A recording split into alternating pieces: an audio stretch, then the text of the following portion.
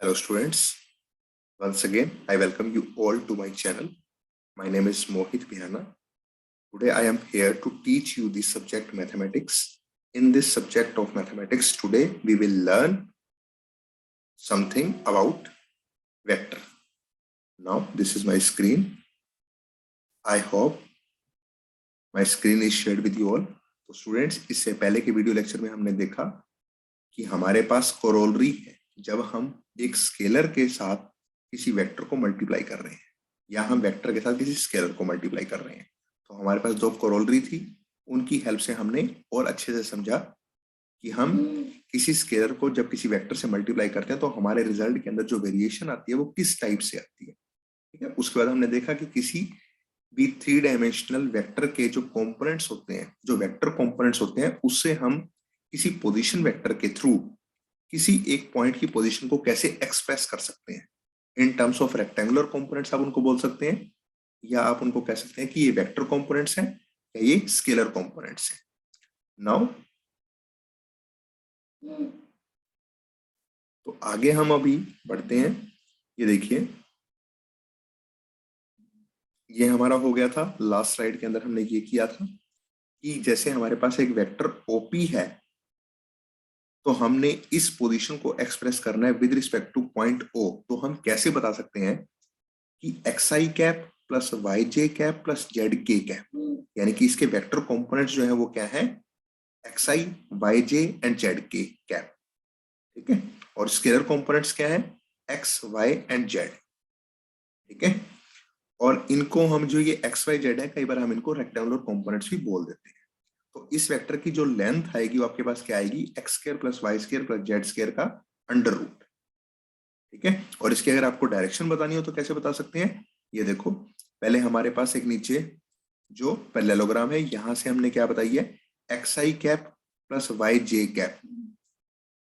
हमारे पास ये पॉइंट आ जाएगा, इसके साथ हमने ये वाला वेक्टर ऐड कर दिया जेड के कैप, तो हमारे पास इस पी पॉइंट की लोकेशन आ जाती है विद रिस्पेक्ट टू पॉइंट ओ।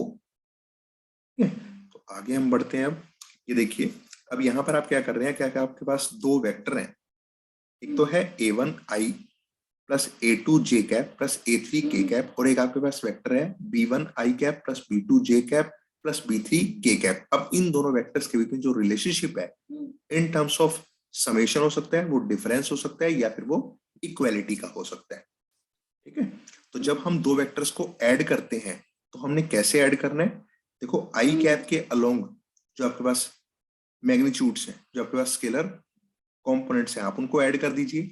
ये जे कैप के अलोंग आपके पास जो स्केलर कंपोनेंट्स होंगे उनको ऐड करिए, और ये के कैप के अलोंग आपके पास दो स्केलर कंपोनेंट्स होंगे उनको ऐड कर दीजिए। इस तरीके से हम दो वेक्टर्स को ऐड कर सकते हैं, यानी कि आई कैप के अलोंग एक आपके पास है a1 और एक आपके पास है b1, तो a1 प्लस b1, जे कैप के अलोंग a2 प्लस b2 और के कैप के अलोंग a3 प्लस b3। ये हमने दो वेक्टर्स को ऐड कर दिया, यानी कि आई कैप के अलोंग ये स्केलर कंपोनेंट्स को हमने ऐड कर दिया, a2 प्लस b2 और a3 प्लस b3।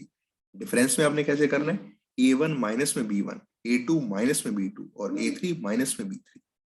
ठीक है, अब दो वेक्टर्स हमारे पास इक्वल हैं। इफ एंड ओनली इफ, कब होंगे दो वेक्टर्स इक्वल, ये हमारे पास क्या होगी, एक प्री रेक्विजिट होगी, ये हमारे पास एक प्रायर कंडीशन होगी। ठीक है, for checking out the vectors are equal और नॉट।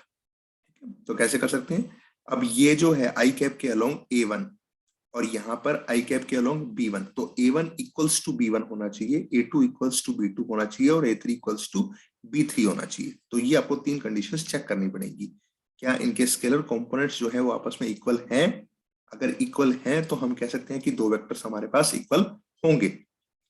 ठीक है, अगर नहीं है इक्वल तो आप डायरेक्टली कह सकते हैं कि ये दो वेक्टर्स आपस में इक्वल नहीं है। ठीक है, कोई भी एक कंडीशन अगर आपके पास मिसमैच हो जाती है या मैच नहीं हो रही है तो हम डायरेक्टली वहां से क्या एनालाइज कर सकते हैं कि ये दो वेक्टर्स आपस में इक्वल नहीं है। अब हम देखते हैं कि multiplication of a vector by any scalar, अगर हम किसी स्केलर के साथ किसी वेक्टर को मल्टीप्लाई करें तो हर इंडिविजुअल कंपोनेंट्स के अंदर क्या हो जाएगी, वो मल्टीप्लिकेशन हो जाएगी। ठीक है, जैसे आई कैप के अलोंग हमारे पास a1 कंपोनेंट था, तो लैम्डा इंटू में a1, यहाँ पे प्लस माइनस जो भी साइन होगा बीच में, और यहाँ पे लैम्डा इंटू a2, यहाँ पे लैम्डा इंटू a3। ठीक है, और ऐसे ही b1 इंटू में लैम्डा, b2 इंटू में लैम्डा और b3 इंटू में लैम्डा, प्लस माइनस जो भी साइन हो बीच में, ऐसे हम किसी भी वेक्टर के साथ किसी स्केलर को मल्टीप्लाई कर सकते हैं। ठीक है, now coming to the next slide. देखो यहाँ पर क्या है कि हमारे पास the addition of vectors and multiplication of a vector by a scalar. तो हमने यहाँ पर दो ऑपरेशन यहाँ पर ऑपरेट करने हैं। तो एक तो हमने स्केलर के साथ वेक्टर को मल्टीप्लाई करना है, फिर हमने क्या करना है, दो वेक्टर्स की एडिशन करनी है।